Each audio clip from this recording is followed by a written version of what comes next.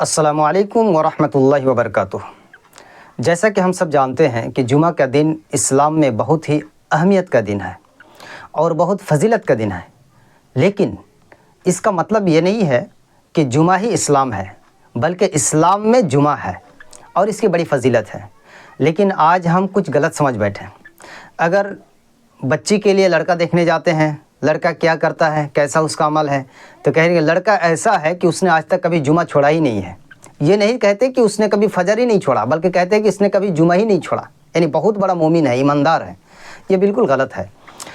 میرے بھائیوں، اسلام کے سلسلے میں کچھ باتیں میں آپ تک آج پیغام پہنچانا چاہتا ہوں۔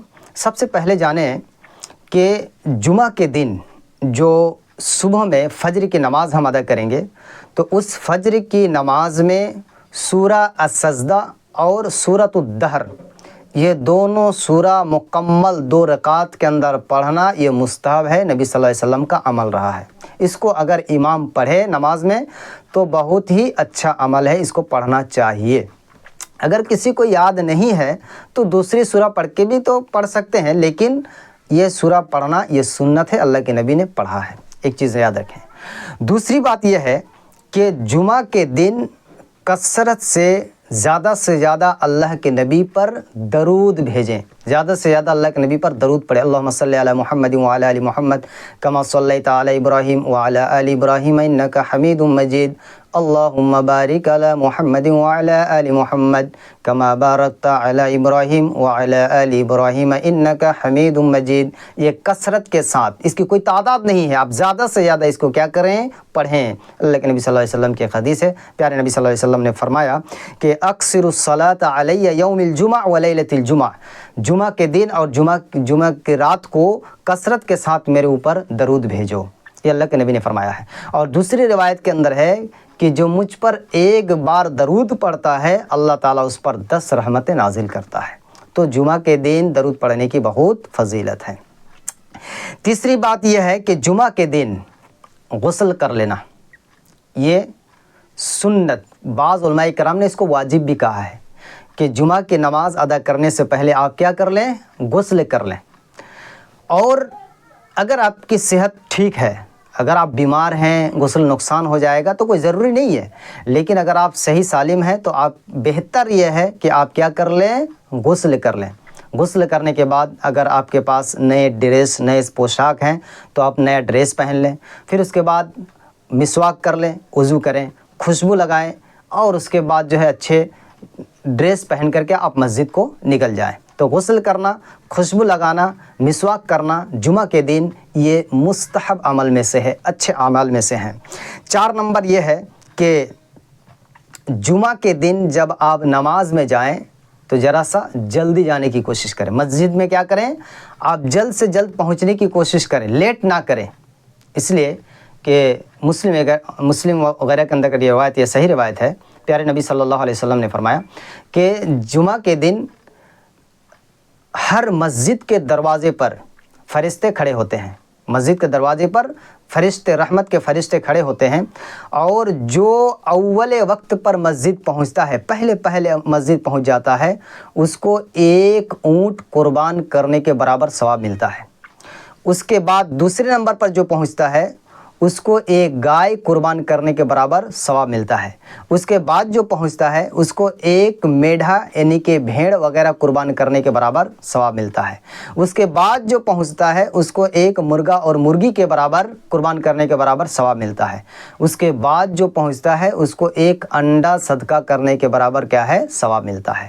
اور جب امام خطبہ دینے کے لیے نکل جاتا ہے اور ممبر پر چڑھ جاتا ہے تو وہ فرشتے اپنے رجسٹر کو بند کر لیتے ہیں اور خطبہ سننا شروع کر دیتے ہیں۔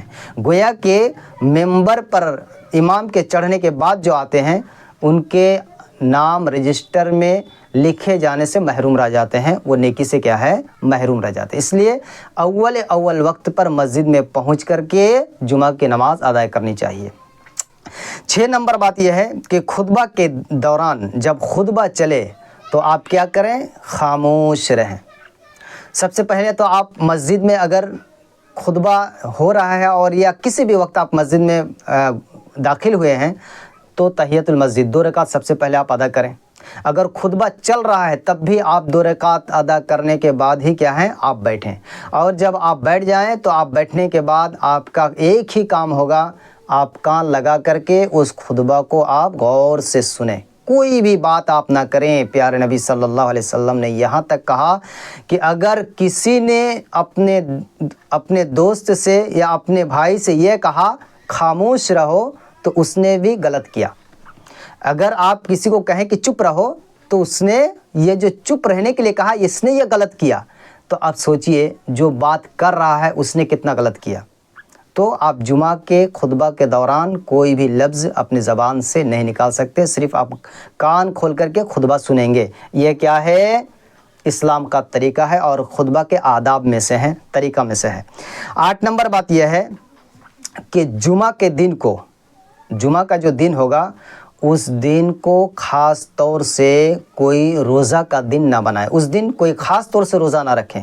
اگر آپ پہلے سے رکھتے آ رہے ہیں، منگل بدھ جمعرات جمعہ آپ روزہ رکھتے جا رہے ہیں تو اب کوئی مسئلہ نہیں ہے، لیکن جمعہ ہی کے دن کو خاص طریقے سے آپ روزہ رکھیں یا رات کو قیام کریں یا کوئی اور خاص کام کریں جمعہ کے دن، تو ایسا کرنا بدعت ہے، ایسا نہ کریں۔ پہلے سے اگر آپ کوئی روزہ رکھتے آ رہے ہیں، جمعہ کو بھی رکھ لیے تو کوئی بات نہیں ہے، لیکن جمعہ ہی کے دن کو روزہ رکھنا یہ بالکل کیا ہے؟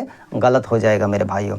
اس طریقے سے جمعہ کے دوران ایک اور یہ ہے کہ جمعہ میں آپ اگر پہلے آئے ہو مسجد میں تو آپ نفل نماز کثرت سے نفل پڑھیں یا پھر درود وغیرہ کا اہتمام کریں۔ اگر آپ قرآن تلاوت کرنا جانتے ہیں، جبکہ ہر مسلمان کو جاننا چاہیے، آپ قرآن کی تلاوت کریں۔ ان سب اعمال میں کیا ہے؟ آپ مشغول رہیں، بیٹھے ہوئے صرف ادھر ادھر تاکنا جھانکنا بات چیت کرنا، اس پر آپ ٹائم کو برباد نہ کریں۔ اس طریقے سے جب آپ کا نماز ہو جائے، جب آپ سلام پھر دیں، پھر اس کے بعد آپ کو 2 آپشن ہے اور 2 روایتیں ملتی ہیں، ایک تو مسلم کی روایت ہے اور ایک بخاری اور مسلم کی روایت ہے۔ دونوں کے اندر اللہ کے نبی جمعہ کے نماز کے بعد 2 رکعت سنت پڑھتے تھے، رکعتین بعدہا رکعتین، یعنی سلام پھیرنے کے بعد 2 رکعت سنت پڑھی ہے، اور ایک میں ہے بعدہا اربعن، آپ نے 4 رکعت پڑھی ہے، یعنی دونوں روایت ہیں۔ تو اس کو علماء کرام نے اس طریقے سے جمع کیا ہے کہ اگر آپ مسجد میں پڑھیں تو پھر 4 رکعت پڑھیں، اور گھر اگر پڑھنا چاہتے ہیں تو 2 رکعت پڑھیں، یا تو پھر آپ 2 یا 4، کبھی 2 پڑھ لیے کبھی 4 پڑھ لیے، تو آپ کو گنجائش ہے، اس میں کوئی حرج کی بات نہیں ہے۔ اگر آپ چیزوں کے اندر آپ پہلی رکعت کے اندر سورہ جمعہ اور دوسری رکعت کے اندر سورہ منافقون، اور پہلے رکعت کے اندر سورہ اعلیٰ اور دوسرے رکعت کے اندر سورہ غاشیہ، ان صورتوں کا اگر آپ تلاوت کرتے ہیں تو ایک سنت عمل ہے، اللہ کے نبی نے اس طریقے سے تلاوت کی ہے۔ اللہ تعالی ہم سب کو سنت رسول کے مطابق زندگی گزارنے اور عبادت کرنے کی توفیق عنایت فرمائے، آمین۔ السلام